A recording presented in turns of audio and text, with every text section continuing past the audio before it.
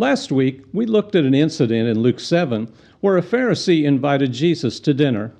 We saw how he only seemed to be rubbing elbows with names he felt would benefit him. However, in the midst of this, we must not miss the central point seen in verse 48. That was the fact that Jesus did, in fact, have the power to forgive sins. If I want the forgiveness of my sins, there is no place to turn but Jesus Christ. In conjunction with that, we have the question of which debtor will love a creditor more from the parable Jesus gave. In that parable, two men owe a creditor. One owes a lot, and the other only owes a tenth of that.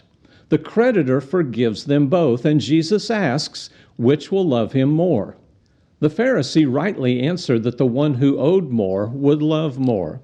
Jesus then pointed out the reception he had received from the Pharisee and from the woman who was a sinner. The point wasn't really that she had sinned so much more, as we saw several weeks ago.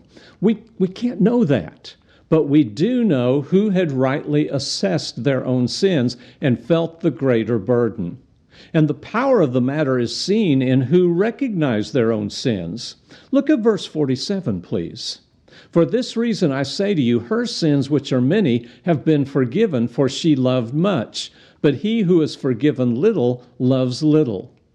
Have you seen the burden of your own sins?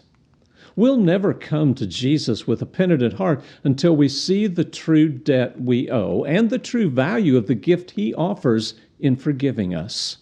Only Jesus has the power to forgive our sins.